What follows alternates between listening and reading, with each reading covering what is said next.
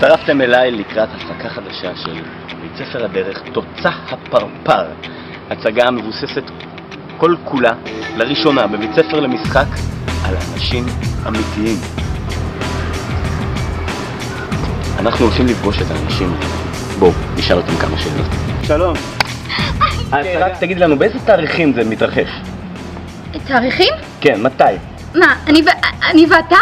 על ההצגה? וואי, תקשיב, לא, אין לי מושג על ההצגה, נשבעת לך? כלום, לא סיפרו לי. אני אמרתי, I can't speak about it, אבל אתה לא מבין. אבל לא יכול לספר. אולי קצת בנגיעה. לא יכול לספר, באמת, אני לא יכול לספר, המאמן יהרוג אותי.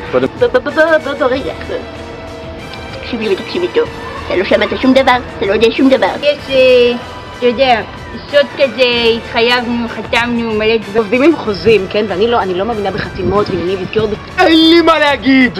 אתה לא יכולה כל כך לספר עליו. שלום לך, צלם פפרצי, אני לא מעוניינת לדבר איתך יותר. אתה תראה! You will come and you'll have a nice day. רק תני... לא, אני לא יכולה לדבר על ההצגה. לא יודע, זה כזה סודי כזה. אני לא יכולה לספר לך להציגן. כאילו, ממש לא, ממש מגלות אני לא, איזה הפקה, אני לא יודעת מה זה הפקה. אני מצטערת, אני לא רואה שזה הולך לקרות.